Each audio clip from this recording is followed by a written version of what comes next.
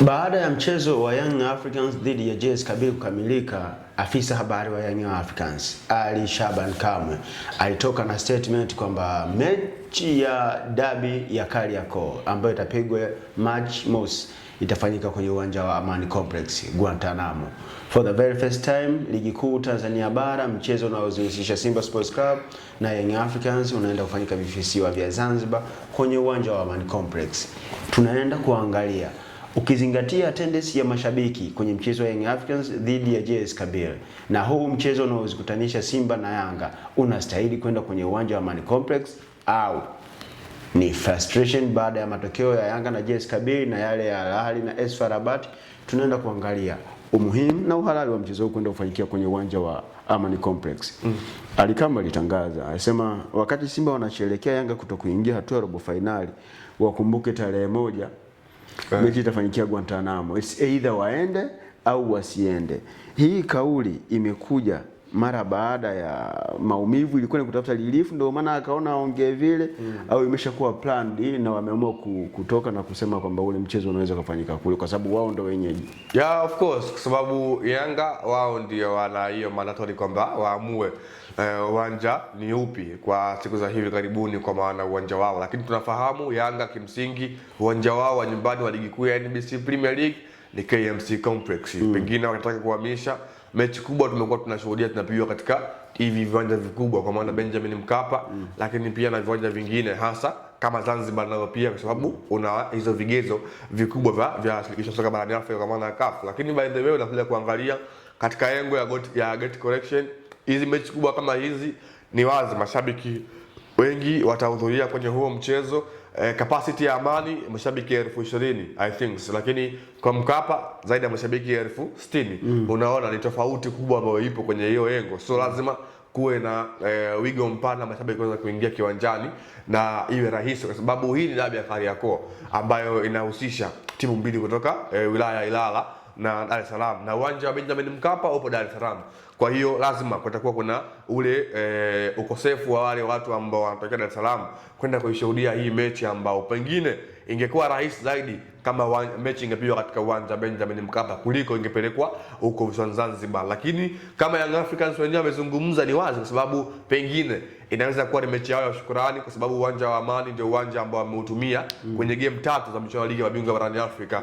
So wawapelekee shukrani kama vile ambavyo walifanya Singida Black Stars kuchezea mechi yao ya ligi kuu katika uwanja wa Azam Complex Chamazi, kwa maana waliheshimu kwamba ndio uwanja ambao ulitumika wao kufuzu hatua ya makundi. Kwa hiyo inawezekana, lakini katika engo ya gate collection Young Africans waliangalie kwa mara ya pili, kwa maana bado watakuwa wanahaswa katika wanaweza wakaongeza viwango vya viingilio.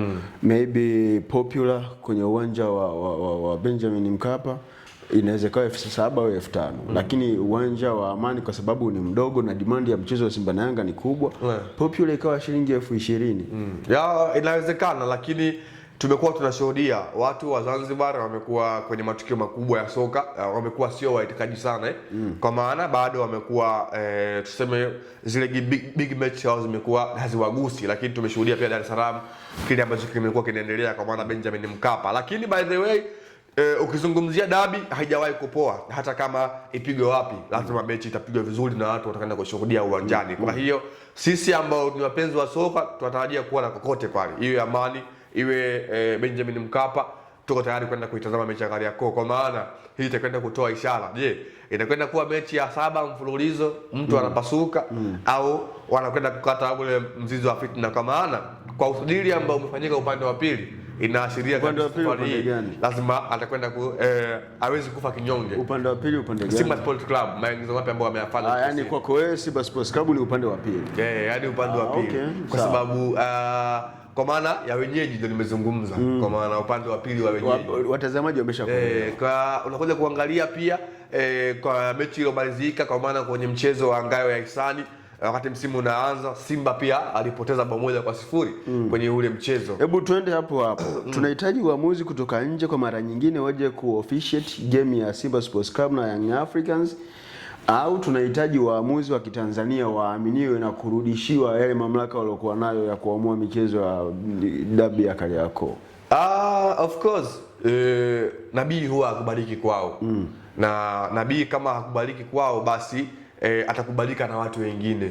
Mimi of course ni sehemu ya kuheshimu waamuzi wetu, wanafanya vizuri, lakini ili kuondoa minong'ono kama ambayo haikutokea mara baada ya ile grand final ya mchezo wa mwisho wa ligi kuu ya NBC Premier League, Yanga anamfunga Simba 2-0, waamuzi kutoka nje inabidi ndio wanafaa kwenye mechi kama hizi, kwa sababu mechi ikiisha mashabiki atakiwi kumdie mwamuzi na kwanza kumtukana. Na kwa binafsi yako wewe unatamani aje mwamuzi gani? Mwamuzi aliochezesha finali ya Simba na ya Berkane akachezesha mchezo wa Yanga na Mamelodi Sundowns ndio aje au aje nani? Afrika ina sababu ameshawahi kuwaumiza wote Simba na Yanga. Inabidi aje. Afrika ina waamuzi bora wengi kwa maana Janda Ngambondala watu ndio utakayemtaja. Kuna Issa Sey wa Senegal, kuna Ibrahim Mutaz wa Libya, kuna Amin Omari wa Misri, na yule wa Mali aliyechezesha mechi ya Stars na Morocco. Nani Baba Traore? Nothing. Tunaweza tukashindana. Bora hata tutumia waamuzi wetu hawa ndani kwa sababu hajamzidi chochote. Kwa sababu pia kuna mtu kama vile Dehane Beida ambaye umemzungumza, hao ndio top A list referees kutoka barani Afrika. So wanafaa shirikisho lenyewe pia ndio wataangalia, lakini tukumbuke tu kwamba hawa waamuzi 3 mpaka 4 ambao wanakuja kucheza hapa ni gharama kubwa ambayo inatumika kwa NBC wanaodhamini ligi kuu Tanzania bara wanayo pesa ya kutosha ambayo inaweza accommodate hao wote wakaja na wakaishi vizuri tu hapa nchini Tanzania na kuichezesha dabi ya Kariakoo kwa ufasaha mkubwa sana. Usama Misri Usama ndio jina langu, Leopard John mchambuzi, Yusuf Ramadhani Mpuma, kamera upaleta. Annual TV tunaendelea kuwepo.